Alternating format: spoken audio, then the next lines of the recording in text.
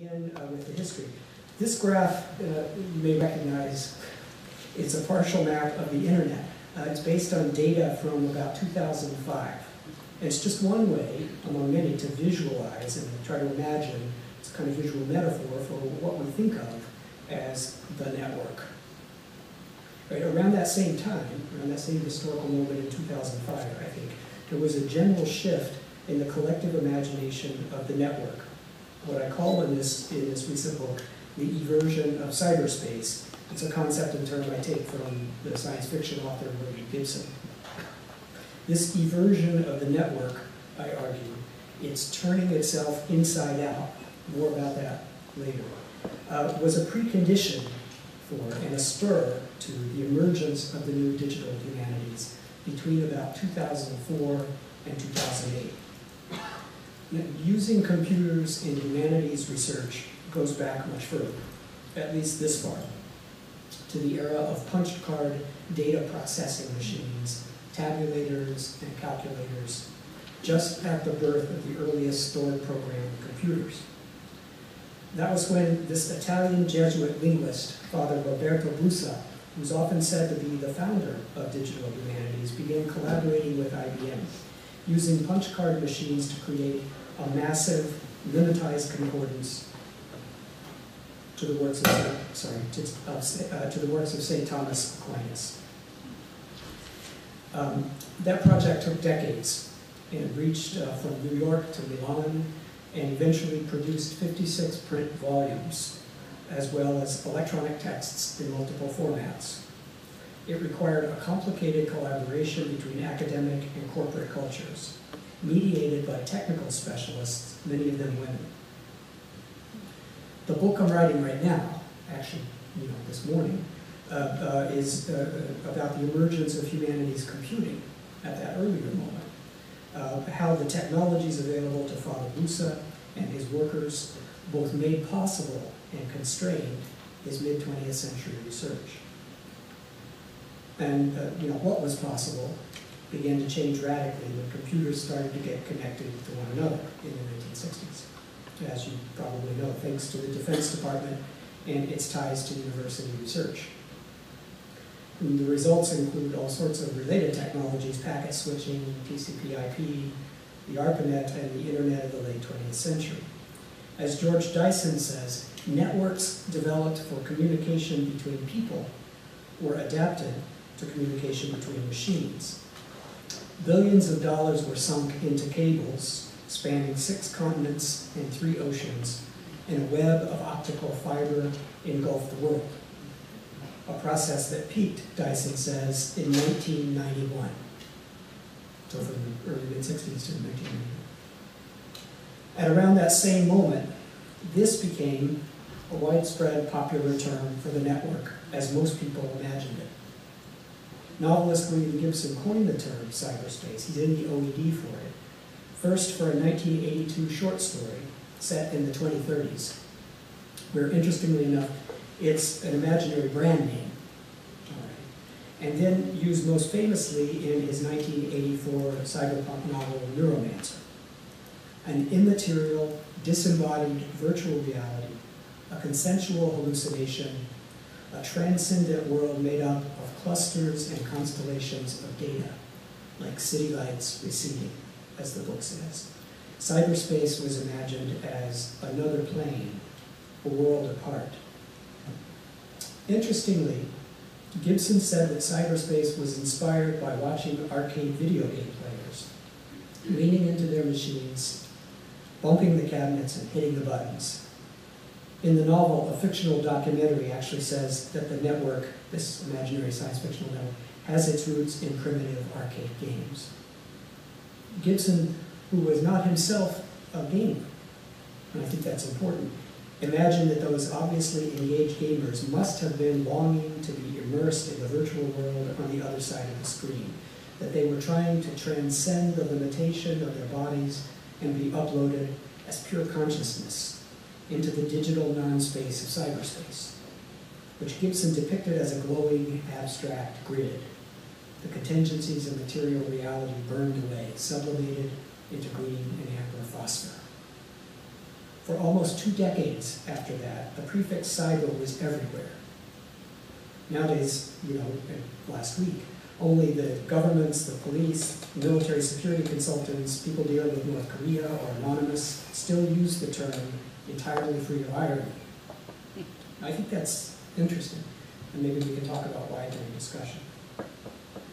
Popular notions of the network through the 1990s were dominated by this idea of cyberspace, assuming that it was a world beyond the senses and beyond the body, less a part of the world and more a transcendent place apart from the world.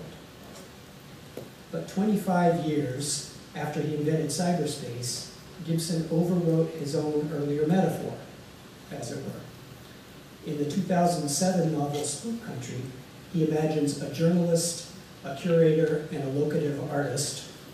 Note that interdisciplinary group, by the way. A journalist, a curator, and a locative artist are sitting in a restaurant of the fabulous Standard Hotel in Los Angeles, observing that cyberspace is everting.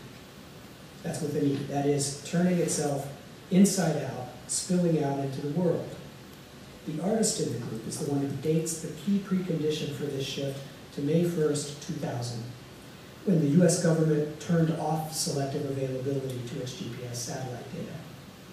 Made the bulk of that data openly accessible to the public for the first time. Google Maps followed. The API, or Application Programming Interface, was released in June 2005, the year this icon was designed. Then there were lots of navigation apps, and that's how most people among the general public first experienced the new access to this orbital network. Now, as Louis C.K. says, all our phones, go to space. The satellite network was orbital, yes, but it's also very much terrestrial. It depends not just on trilateration among 3 different satellites, but on a mesh of monitoring and syncing stations and antennae, and the system's almost always used in conjunction with local Wi-Fi routers and cellular towers. The point is that what we experience as the network, the satellite network, depends on multiple material platforms, devices, and protocols, mundane infrastructure.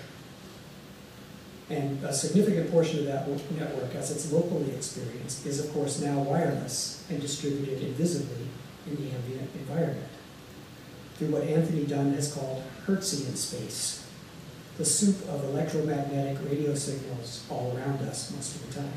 We're soaking in it right now. Early in our century, activities exploiting the newly accessible GPS data and increased Wi-Fi coverage emerged from gamers and artists and hacker subcultures. Geocaching, for example, a kind of scavenger hunt game-like activity some of you may have participated in which physical objects are left out in the world for others to track and find via their GPS coordinates. Or ARGs, alternate reality games, played across played across platforms and across the boundaries of fictional and real-world spaces, the digital and the physical. Or augmented reality-based locative art, which starts with physical spaces and layers them with digital images, text, or video. In this case, it adds an animated layer to what was an earlier painted layer in a prominent mural. In other cases, performs a kind of virtual restoration, revealing historically obscured layers in painted over walls. Or in still later other cases, it can add digital animated graffiti to objects in the physical world. These layered and located experiences are based on the increased use of mobile devices and pervasive processors, sensors, tags, everywhere out in the environment. And they draw on the designs for what was called commercially the Internet of Things. And they're accompanied by serious concerns, rightly so, about surveillance and privacy in the post-9/11 security state. Since all this data is generated by us walking around, and it can be exploited by everyone from Facebook to NSA to Anonymous. Publicity surrounding Google Glass just called attention in the last year or two to these issues. And this is the Google founder, certainly, if you didn't recognize him, wearing his Google Glass in the New York subway and looking pretty creepy. It's a guy you don't want to sit next to. Retail sales of glass were discontinued just, I think yesterday, or today, by the way. So that's an interesting kind of life cycle. Anyway, mobility was the initial requirement for the eversion a decade ago.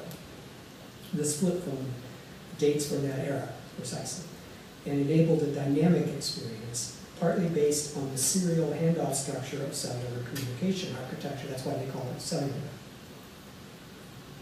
Like the now familiar dynamic tiling of the slipping app interface, putting us at the moving border where digital data continually meet physical reality and change our experience of that reality, procedurally generating and co-constructing the phenomenal world as we move through it. Think of the game Minecraft, if you're familiar with it, as a model for this kind of experience. It's also like those maps, everything that digital is building the world as we move through it. That's what the eversion feels like. The cultural understanding of technology has shifted historically from clearly delimited machines like Father Goose's that were themselves systems of components to an increasingly meshed network of machines, which was then mystified as cyberspace, as a metaphor and an ideology.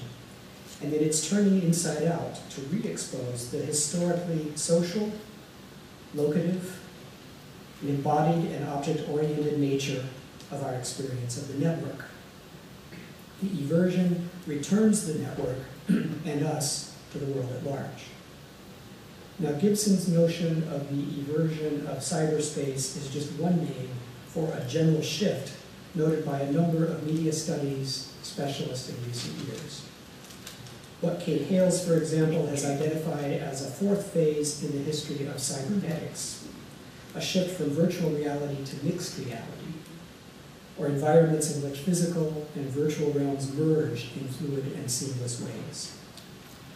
In 2006, Adam Greenfield used terms very much like Gibson's to describe what he called everywhere. Rather than immersing a user in information space that never was, he says, everywhere is akin to virtual reality turned inside out. Similarly, Beth Coleman has coined the term X-reality, or cross-reality, which she says traverses the virtual and the real. Finally, sociologist Nathan Jorgensen has been arguing out in public on Twitter and elsewhere for several years now against what he calls digital dualism, the fallacy that the digital and the physical are separate, insisting instead that the digital and the physical are increasingly mesh.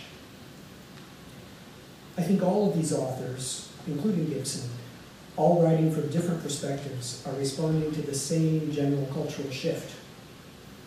There was no sudden death of cyberspace event, of course. But something significant happened between about 2004 and 2008. A series of cumulative changes in technology and culture that added up to a new collective imagination of the network's relation to the physical and social world. In other words, the network was everting. The signs and portents, or maybe their symptoms, still are everywhere. These are pixel art graffiti I spotted and photographed in Paris and Rome by the street artist Invader. And you may have seen him in the documentary about his friend, better known. I read these as signs of the eversion hidden in plain sight. As I see them, they're symptoms of a desire for a kind of easy transport, or call it transduction, the transfer of energy from one form to another between data and things, digital and physical. Not material or immaterial, but different materialities, different scales, across different dimensions of perception and experience. Their XY matrix encoding literally adds one other dimension, a second, to one-dimensional linear UPC barcodes. To me, they signify a half-conscious recognition of the presence of encoded data everywhere in the physical world, the co-presence of the digital dimension, along with the desire for easy transit between physical and digital dimensions. The eversion is all about that desire and the anxieties that go with it, a situation often represented as the digital spilling out into the physical world. More street art This is Pixel Pour, created by Kelly Goller in New York in 2008. It's on the cover of my book. That digital-looking water was deliberately constructed from basic materials: particle board, wood glue, acrylic paint. The landlord removed it within days, of course, because New York. But here it is this past fall, where, by the way, a sensor had been added to the wall above the vent pipe to monitor water use. Perfect illustration of the Eversion. It and a successor installation down in Soho were photographed and widely cited and reproduced, including by media scholars, and by this guy, James Bridle, a London designer and influential leader of the new aesthetic movement, which is all about artists and designers giving the real world the grain of the virtual, Bridle says, responding to a new proliferation of eruptions of the digital out into the physical world. Here, in the form of one of his drone shadow installations, functionally, oops, sorry, I'm sliding here. Drone shadow installations. Functionally invisible digital plus this tactile interface if you touch the wrong spot. Digital plus physical technology rendered chillingly visible as a mundane presence. But there are examples everywhere. Conceptually, a 3D printer is a kind of portal for everting software objects out into the world as physical objects, when you think about it. And with the proper scanning, reversing the process and going from physical objects to digital. The technology for 3D printing existed much earlier, but small and affordable desktop options arrived just at the moment of the Eversion, around 2007, with open source software and hardware and common design file standards. I took this photo in a Chicago area lab, but every fabrication center I visited has a similar table. You're probably familiar with this if you've used a 3D printer. You end up with a bunch of stuff. These objects are the concrete results of the Eversion, when you think about it. Or consider reCAPTCHAs, which also date from 2007. Again. Like a hydroelectric generator or the brake system in your hybrid car, they capture and transduce the energy generated by other activities. In this case, tiny login transactions that happen all the time out in the world. To gain access to websites, human users, sitting in their chairs or riding public transportation, perform acts of decoding to prove they're not robots, and at the same time to help curate data of various kinds through acts of micro-digitization. Decoding glyphs in order to gain access and affect transformations in the environment is a pretty good description of most video games.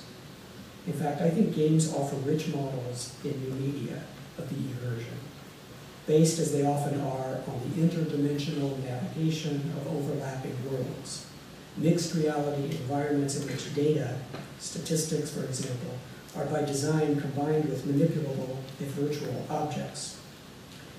Games were Gibson's inspiration for cyberspace, so it makes sense that they provide models of its Eversion. The scannable QR code inside a game, you point your phone at the screen as you play and it opens a file with a code in it that you need to keep playing the game, is from the puzzle platformer Fez from 2007. Again, it openly experiments with the theme and the mechanic of dimensional transit, toggling between 2D and 3D worlds. You flip back and forth from apparent 2D to 3D in order to discover new platforms, objects, portals, and routes in different dimensions. For those of you who haven't played it, it was featured in the documentary Indie Game the Movie. You may have seen it there. But if you haven't played it, what you think is a 2D gap between platforms turns out to be navigable once you rotate and view it in 3D. Sometimes vice versa, you fall off a cliff. This I read as a metaphor for navigating mixed reality in general nowadays. The metaphor arises because mixed reality is the nature of video game space, with its representations of digital and physical objects and environments and data engaging players' real bodies in imagined worlds. That aspect of game space was foregrounded and made the whole point of Nintendo's Wii console in 2006. A system designed to leverage wireless and wired channels microelectronic mechanical systems, accelerometers and other sensors, and an array of controllers and tokens to turn your living room into a data-saturated PAN, or personal area network, centered on and surrounding the player's body, as my co-author George Theravothical and I argued in Codename Revolution. And we added that Ian's coffee table, by the way, is a kind of serious joke. It's the missing component that didn't ship with the system, but should have. You have to have it in a Zen kind of way in order to move it out of the way to have enough space to play the game. It's a symbolic reminder, in other words, of the importance of physical space in all gameplay, but especially in this system that was made more obvious in programming. In 2010, Microsoft's Kinect reverse engineered the Wii and reversed the flow for a similar effect. The cameras and sensors up by the TV create a local area network by capturing the player in the 3D mapped living room. With open source PC software, once that was released, suddenly there were lots of hacks and homebrew applications. For the most part, these weren't fancy virtual reality, but augmented reality apps, with digital data and images combined with physical objects in physical space. That's what it does best. But even highly immersive video games are really mixed reality systems, not purely virtual reality, when you think about it. The conventional HUD or heads-up display is a reminder of the layers typically involved in gaming. When that's made to go away or is minimized, it's a big deal, design-wise, precisely because it's so conventional. It's a common misconception that total immersion is the true end and ultimate goal of all gaming. A misconception based on what Katie Salen and Eric Zimmerman have called the immersive fallacy. The new Oculus Rift headset may yet turn out to be the next big thing in interfaces, a return to the VR ideal. I suspect instead that it's going to be the exception that proves the rule. It's the dream of the 90s still alive, like Portlandia. An article in the New York Times said that it creates the sensation that you have been teleported into an alternate universe. Well, yeah. But my point is that normal gameplay has always been that kind of multiverse of play, back and forth across various boundaries of physical and digital experience. That's why, for me, a game for children, Skylanders, created by a development company called Toys for Bob, provides a richer example of gaming's modeling of the networked world today. Puts into practice the Internet of Things as a game system. You collect plastic, those of you without small children at home may not understand, you collect plastic figurines with wireless NFC or near-field communication chips in them, and when you place one on a glowing portal of power, the figurine lights up with internal LEDs, and then the character appears to get digitized, showing up in animated playable form inside the game world on your screen, as if it had come alive and been transported into the game. In fact, that's the fiction.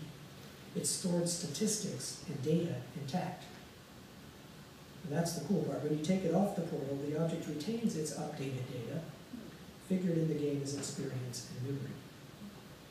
Skylanders developers have admitted they were inspired by the Wii, and they also see themselves as part of maker culture, using 3D printers and open source Arduino boards to conceptualize and prototype their figurines. It's no surprise that Nintendo's Wii inspired Skylanders. In fact, Nintendo's original handheld 3DS console shipped with demonstration augmented reality games, using the console as a viewer and a reader of cards with QR-like codes on them. So you drop a card on the coffee table and then look through the handheld screen, and an animated monster pops out of the trapdoor, for example. It's a portal that appears to open out of the top of the coffee table where the card was. And you use the buttons to shoot at him as you move around the physical table, aiming at the snarling 3D creature, a digital animation blended with physical surroundings by the cameras, so that it includes your keys, your key ring or your notebook, captured, overlaid, composited really, as you play.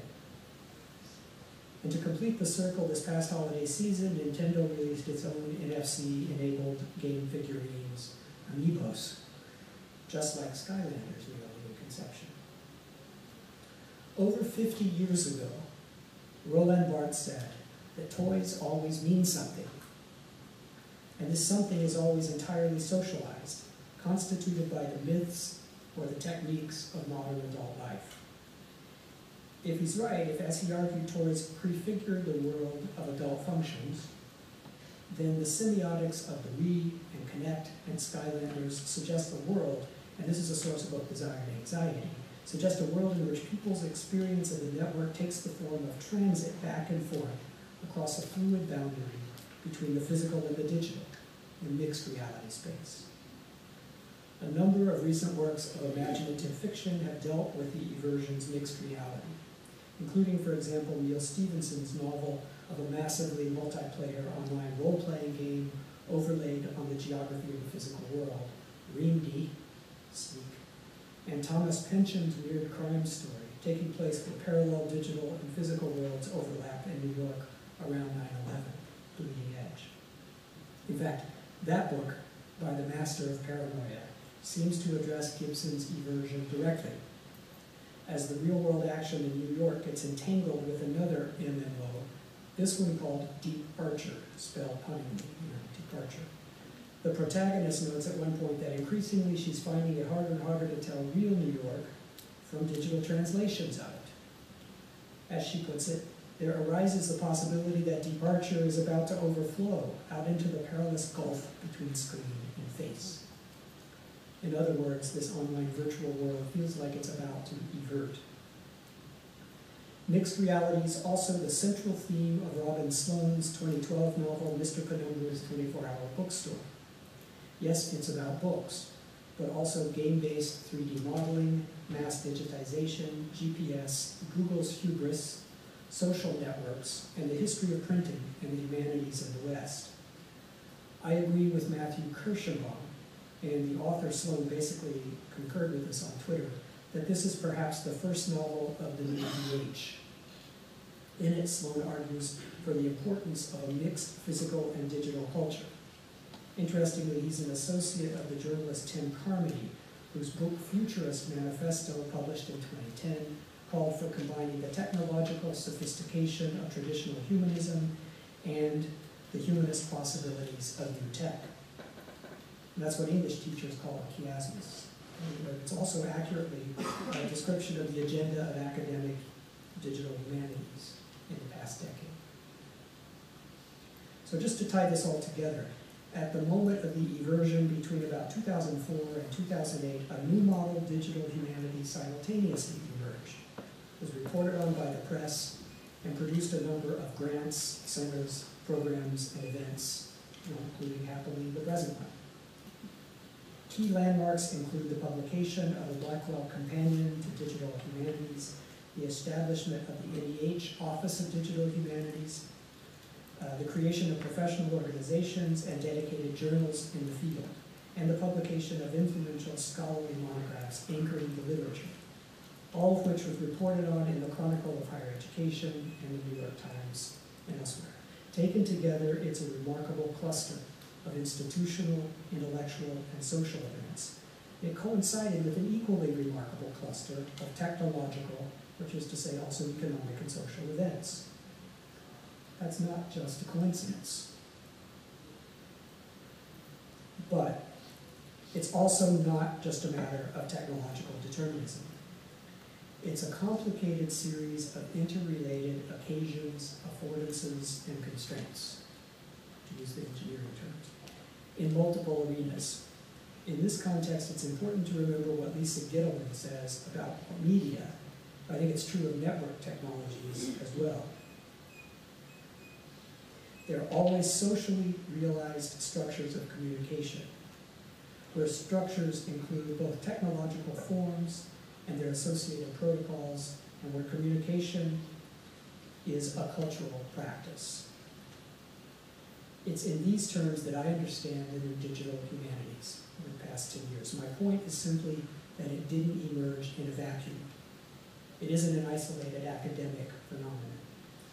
It emerged by responding to and participating in a larger social, technological, and cultural shift, a series of interlinked technological changes, really, that were also social and cultural. So consider as an illustration of these changes 2 projects about Harlem. The Virtual Harlem Project was built in 1997-98 by Brian Carter as an immersive 3D model of the neighborhood during the Harlem Renaissance period. It was ported in 1999 to 2001 to the immersive cave environment at the University of Illinois, Chicago, and then eventually into the massively multi-user virtual world Second Life, as you see here, where it became another thing altogether. This is my avatar visiting last spring, where I found most of it deserted in the typical Second Life way these days. Compare that to a very different kind of project called Digital Harlem, as opposed to Virtual Harlem. It makes no attempt at realistic, mimetic representation of the historical neighborhood. It's not really interested in virtuality at all. Its relatively mundane interface is a series of maps, data overlays, and a digital archive of documents of different kinds. By 2006, the project was able to use Google Maps, remember that API had just become available the previous year, as a simplified web-based form of GIS, and to become one of the first scholarly sites to employ what we now know as the geospatial web. My comparison isn't meant to be invidious.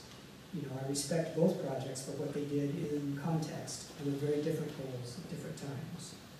But the 2 do usefully represent for me, on the one hand, an earlier kind of work in the era of cyberspace, and on the other hand, a new kind of DH project in the era of the eversion. The key difference is accessible data maps. The so-called geospatial turn isn't just about place, it's about this kind of shift in the forms of scholarship, about acknowledging mixed reality as the medium and object of attention for humanities research. Neatline's a good example, by the way. It's a nimble DH project that makes use of existing APIs and platforms, so you can build geotemporal exhibits for the web based on tiled and dynamic slipping maps. Such maps are digitized, but not in the sense that they're captured as digital images, more in the sense that they're data enriched, that they are themselves networked data objects made interoperable with other data objects. It's in this sense that digitization is at the heart of the new digital humanities, not in the simpler sense. Bethany Novisky has said that when the precursor to Google Books, it's called Google Print at first, appeared in 2004, it provided a spur and a challenge to then emergent digital humanities. That same year, 2004, this influential collection of essays was published. Its editor, John Unsworth, recalls that the title was deliberately chosen, Digital Humanities instead of Digitized Humanities, in order to suggest a more critical, hermeneutic relationship between computing and the humanities, to get away from the idea that the field was only about digitizing paper-based materials. The term digital modifies the humanities too, and the title was intended to avoid the implication that the stuff of the humanities, manuscripts, books, maps, works of art, artifacts, was inherently separate from the computing to be applied to it. Instead, the new field emerged at the intersection of computing and the humanities, and the traffic moved both ways.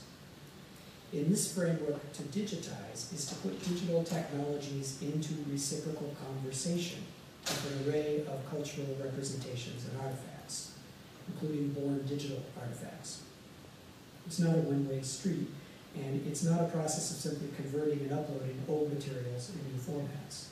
Digitization in this more capacious sense means engaging multiple materialities in an ongoing conversation, a process of capturing, transcribing, annotating, analyzing, and interpreting, augmenting the physical manuscript, book, work of art, film, video game, or collection of such objects with layers of data and metadata. The goal is to manifest the data-rich potential of the artifacts in the archives, and where possible to link them up. In this sense, digitization resembles the creation and interpretation of what Bruce Sterling has called spines. Theoretical things plus data plus the network, designed according to the understanding that a material object properly conceived is actually made up of frozen social relations. containing in itself the traces of its own history, its own movement through the world. Understanding digitization in this way, as the broader exploration of multiple dimensions of objects, helps to explain the intense interest among so many digital humanities practitioners in 3D printing and fabrication.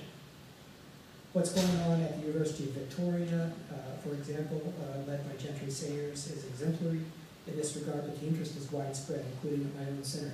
I took this picture at the University of Oklahoma back in May. These are machines for prototyping, very sensitive tonight. These are machines for prototyping what Carrie Krauss calls design fictions, for turning digital 3D software objects, CAD and STL files, into physical objects you can handle, and with 3D digitization going the other way. It's mixed reality in speculative, experimental practice. I think the same basic mixed reality impulse drove the early interest among DH practitioners in open source software, open source hardware and software, Arduinos, Raspberry Pis, and electrical, physical, or mechatronic experimentation, for example. If you've worked with these little computing boards, you can wire together to do projects. Tinkering at what Bethany Novisky has called the intersection of material culture, craft, and play. Even drones, the non-lethal kind, have interested many DHers, including at my own center, where their flying cameras and sensors are, after all, data gathering and distributing devices, network nodes for distributed computing at a slightly higher altitude, so under 400 feet legally.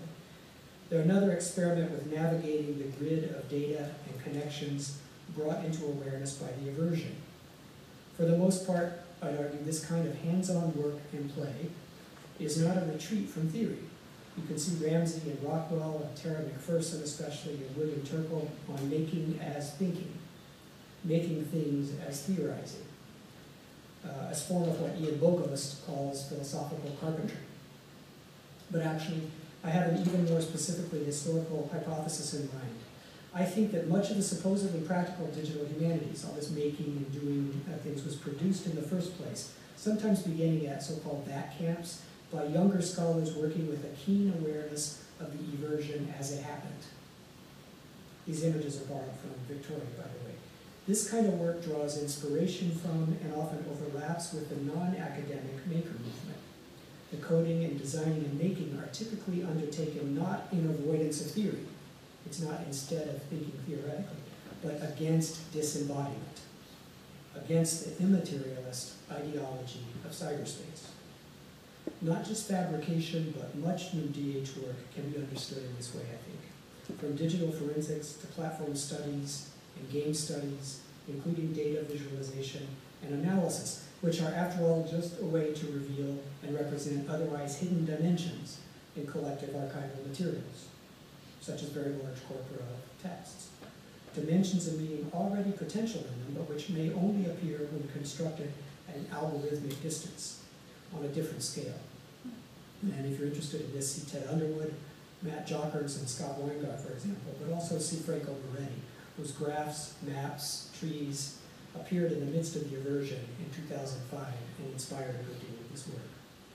So just to repeat once more, in my view, all of these digital humanities practices have risen to prominence in response to the eversion of the digital network, a wider cultural shift in the collective imagination of network technology.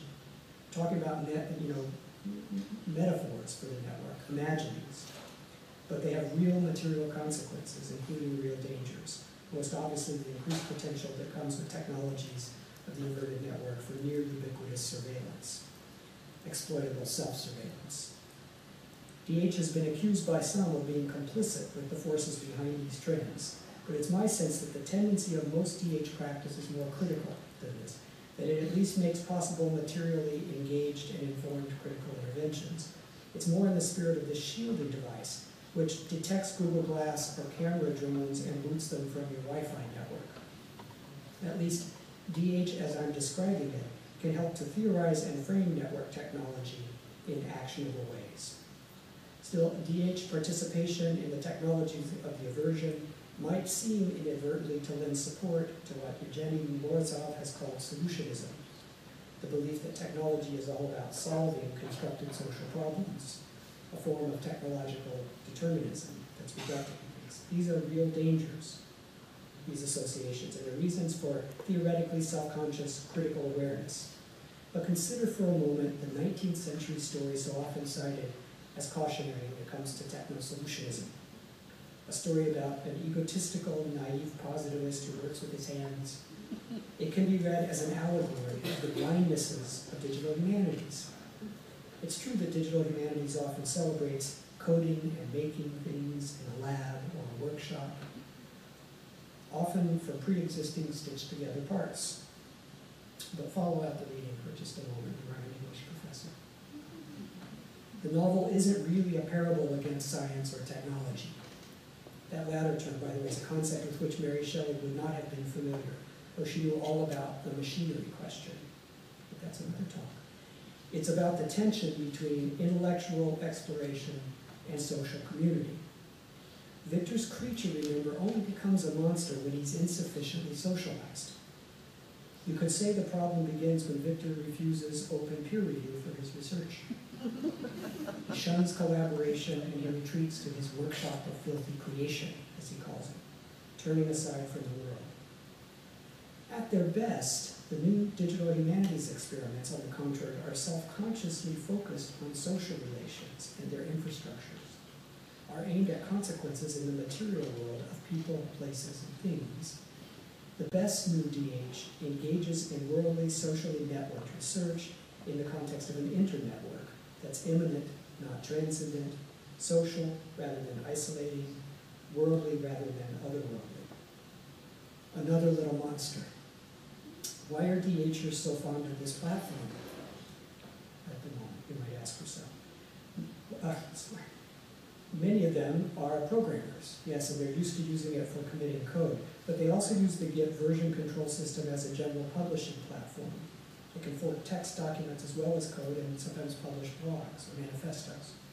Generally, this reflects a desire for a hands-on approach to the shared material infrastructures and platforms on which humanities work is built and communicated. An inclination to turn inside out the processes by which humanities research unfolds. One more visual metaphor or two. Our relationship to the networked world right now can feel disorienting.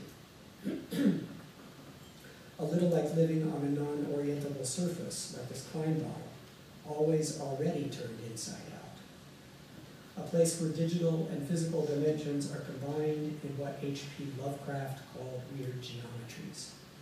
Paradoxically mundane, yet uncanny, with a sense of unseen worlds there just beyond the horizon of our habituated perception. Worlds of sometimes alien feeling, signals, and data.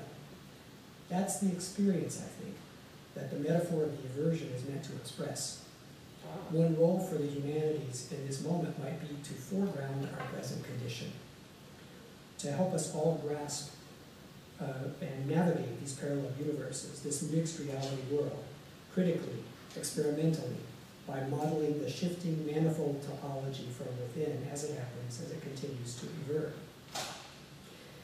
These are 3D printed globes, by the way, that I've been showing. Media theorist Ian Bogost has challenged the humanities to turn itself outward, towards the world at large, towards things of all kinds and all scales. And that's one possible trajectory for the new digital humanities in today's world, to engage complex mixed realities and expose the networked infrastructures, including infrastructures of the humanities, to the world, opening them to critical remaking. In that sense, the new digital humanities are, or they can be, the humanities everted.